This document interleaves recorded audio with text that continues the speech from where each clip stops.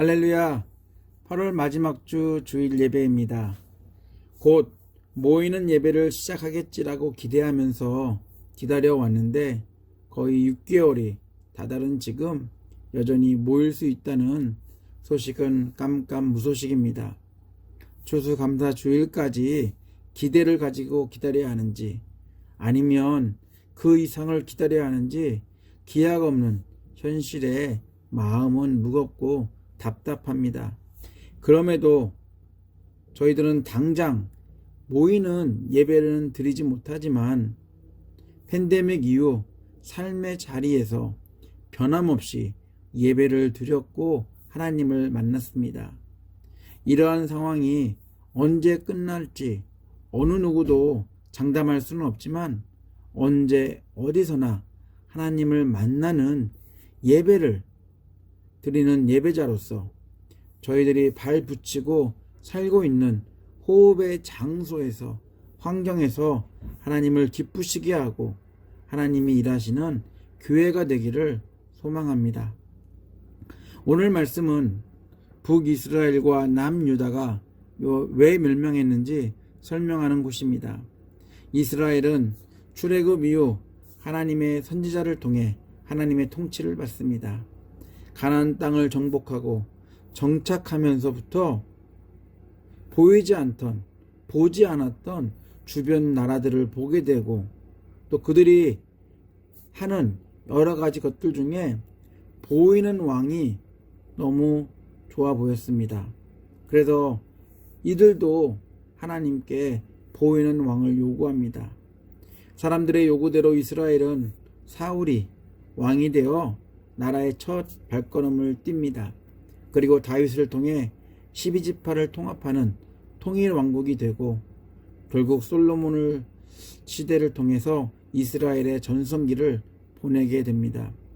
그러나 그 전성기도 잠깐 솔로몬 이후 이스라엘은 북이스라엘과 남유다로 나뉘어 분열 왕국의 시간을 보내다가 몇백 년 후에 북이스라엘은 아수르에 남유다는 바벨론에 의해 멸망당합니다. 그렇지 않아도 우울한 시기를 보내고 있는데 왜 굳이 성경에 등장하는 많은 이야기 중 북이스라엘의 멸망을 선택했을까 의문을 제기할 수 있습니다. 성경 안에는 복받는 이야기, 복받아 행복한 이야기, 능력과 치유의 이야기 등 당연히 멸망 말고도 많은 주제들이 있지만 오늘 본문을 통해 현재 여러 가지 이유로 환난과 고통의 시기를 사는 저희들에게 들려주시고자 하시는 하나님의 음성은 멸망이 아니라 축복이라는 것을 나누기 위해서입니다. 오늘 하나님의 말씀을 통해 위로받으시고 각박한 인생 속에서도 하나님의 축복을 헤아리며 삶 속에 담겨있는 하나님의 약속을 재발견하는 복된 시간이 되기를 기대해 봅니다. 하나님은 북이스라엘을 심판하시고 흩으셨습니다. 왜냐하면 그들은 너무나 많은 하나님을 섬기고 있었기 때문입니다. 성경에서 말하는 하나님은, 복음이 말하는 하나님은, 예수 그리스도가 말하는 하나님은 저희들을 죄에서 구원해 주실, 죽음에서 생명으로 인도하실 수 있는 유일한 하나님이십니다.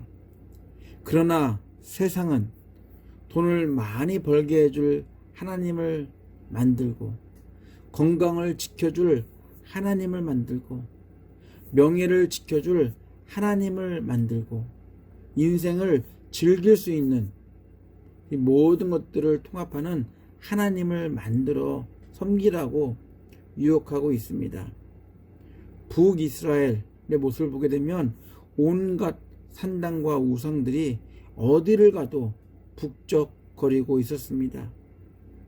바로 이러한 북이스라엘의 모습이 지금 우리의 모습이 아닐까 생각이 들기도 합니다. 오늘 말씀을 삶에 적용하면서 저희들의 신앙 여정 가운데 북이스라엘과 같은 세상의 유혹과 미혹이 있더라도 오직 저희들을 영원토록 사랑하시고 구원하시기 위해 아들 예수 그리스도를 보내신 유일하시고 한 분인 하나님만을 섬기기를, 그 하나님에게만 집중하기를 간절히 소망합니다. 심판이 필요한 이유는 역설적이게도 축복된 삶을 위해서입니다. 그렇다고 축복을 받기 위해 모두 심판을 받아야 한다는 말은 아닙니다. 분명한 사실 중에 하나, 하나님이 원하시는 것은 저주나 심판이 아니라 하나님의 그늘 아래 하나님의 공급하심으로 축복의 삶을 사는 것입니다. 그리고 하나님은 영원토록 축복하시겠다라고 약속까지 하셨습니다. 약속을 저버리는 쪽은 언제나 저희였습니다. 저희들의 잘못을 둘러대기 위해 계명들을 잘 지키고 순종해야 하는 등 약속을 지키기에는 너무나 어려운 여러 가지 조건들이 있다라고 말하지만, 저희들이 말하는 이 조건 때문에 하나님의 축복이 달라지진 않습니다. 이것은 단지 저희들의 핑계일 뿐입니다. 자녀가 잘못하면 자녀를 향한 부모의 사랑이 달라질 수 있다고 생각하는 것과 똑같습니다. 선지자 에레미야는 하나님의 자녀를 향한 하나님의 약속이 무엇인지 이렇게 선포합니다. 에레미야 29장 10절 11절 말씀입니다. 새 번역입니다. 나 주가 분명히 말한다. 너희가 바벨로니아에서 70년을 다 채우고 나면 내가 너희를 돌아보아 너희를 이곳으로 다시 데리고 오기로 한 나의 은혜로운 약속을 너희에게 그대로 이루어 주겠다. 너희를 두고 계획하고 있는 일들은 오직 나만이 알고 있다. 내가 너희를 두고 계획하고 있는 일들은 재앙이 아니라 번영이다. 너희에게 미래에 대한 희망을 주려는 것이다. 나 주의 말이다. 이스라엘은 출애굽을 통해 세상의 통치를 벗어나 하나님의 통치 속에서 살게 됩니다. 하나님의 통치가 있었기에 이스라엘은 40년이라는 광야 생활도 거뜬히 할 수 있었고 가나안 땅 정복도 가능했습니다. 아무것도 없는 광야와는 달리 이스라엘은 가나안 땅에 살며 주변 나라들을 보게 됩니다.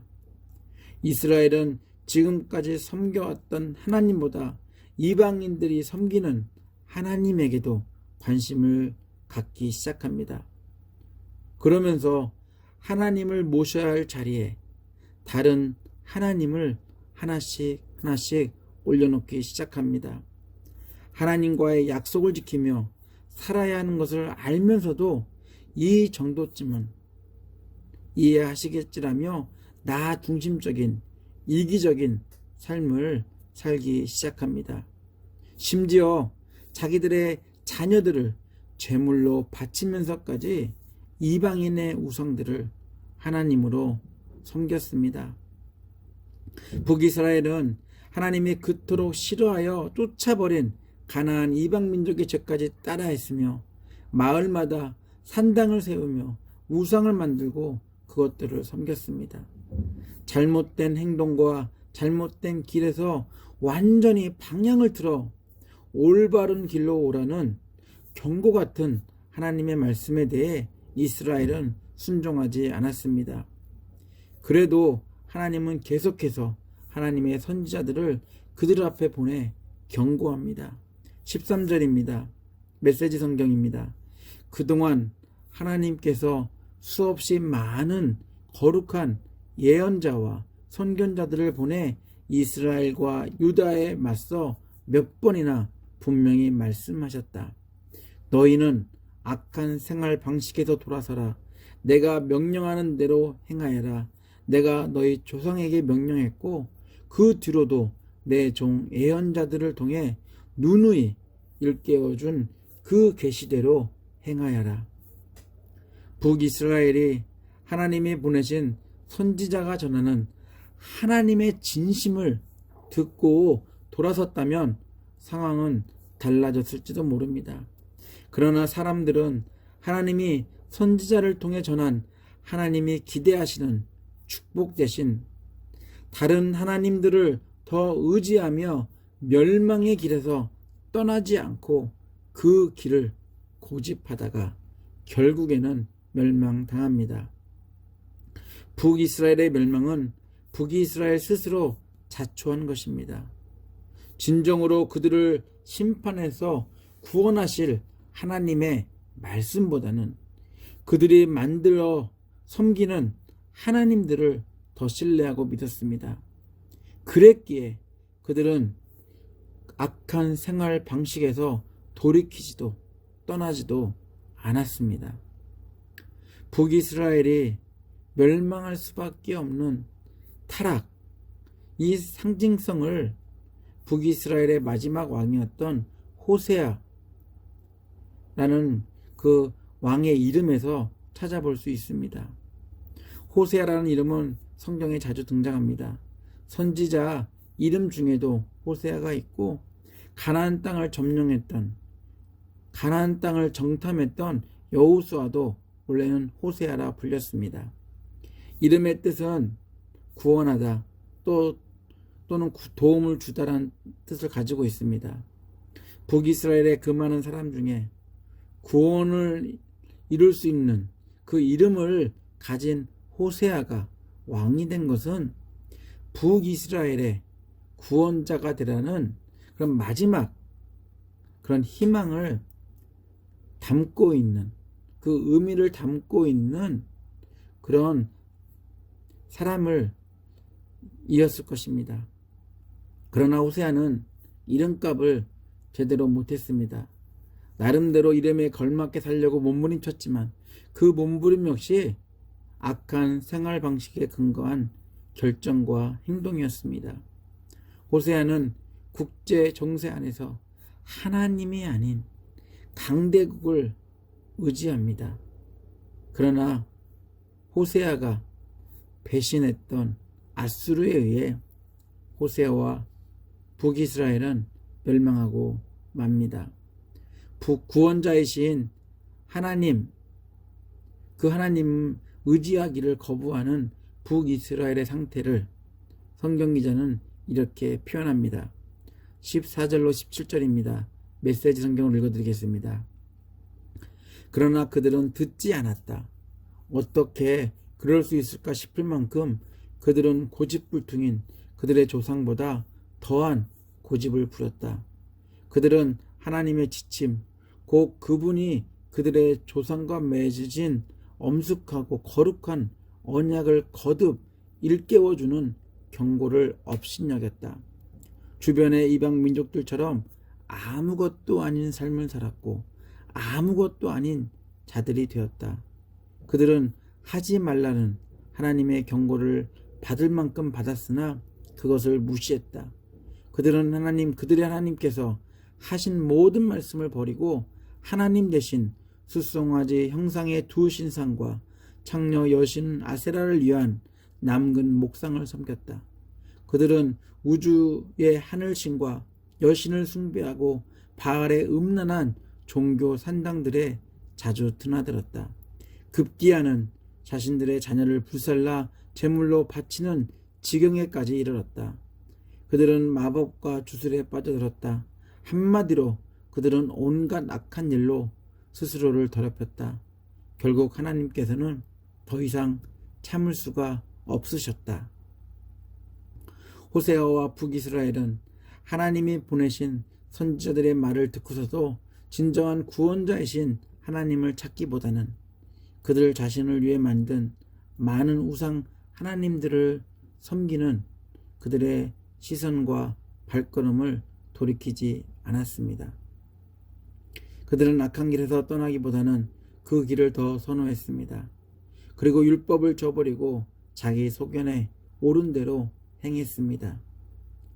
성경 표현처럼 세상 사람들과 같이 아무것도 아닌 삶을 살면서 멸망과 죽음을 피할 수 없는 아무것도 아닌 존재들이 되어 버렸습니다.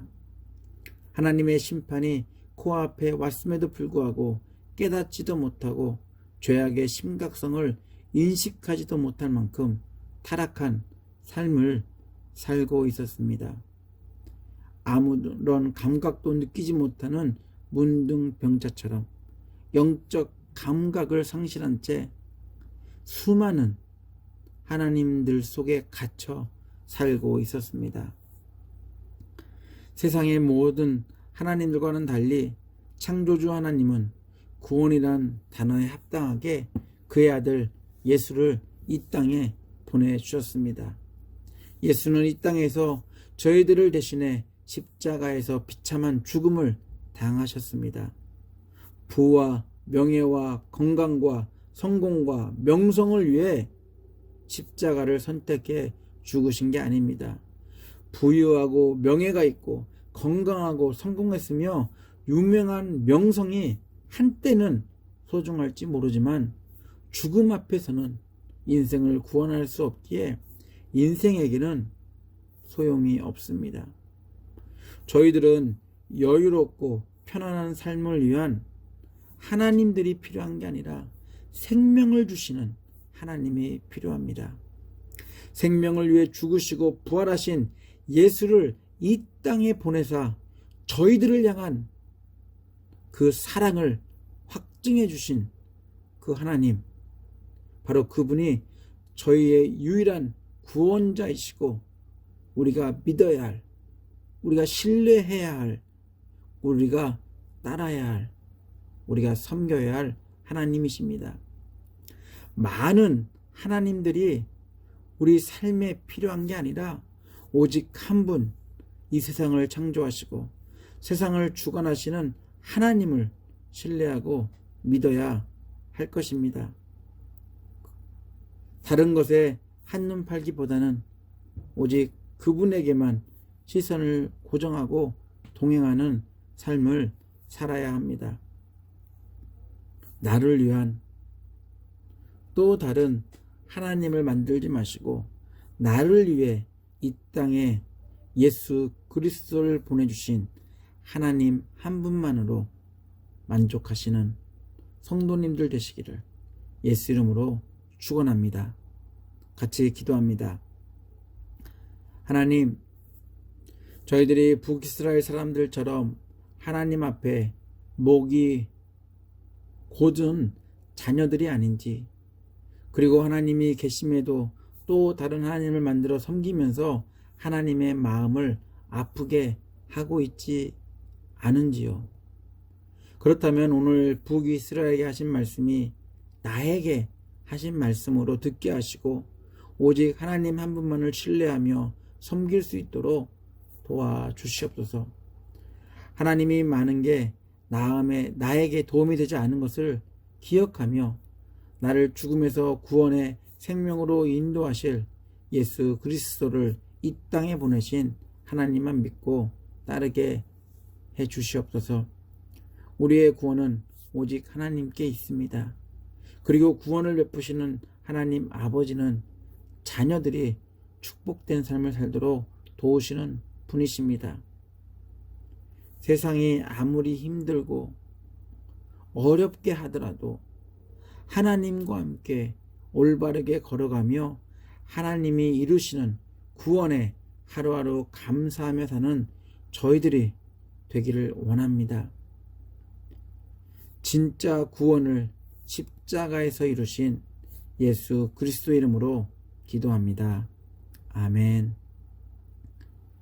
지금은 구원을 십자가에서 이루신 예수 그리스도의 은혜와 변함없이 영혼을 품으시는 아버지 하나님의 극진하신 사랑과 한 분 하나님만을 신뢰하고 섬기도록 도우시는 성령님의 감동 감화하심이 많은 하나님들이 넘치는 시대에서도 오직 예수 그리스도를 통해 진정한 구원을 베푸시는 하나님만을 믿고 그 하나님만을 예배하기로 결단한 예배자들 머리 위에, 가정 위에, 사업체 위에, 그리고 교회 위에 함께 하시기를 간절히 축원하옵나이다. 아멘.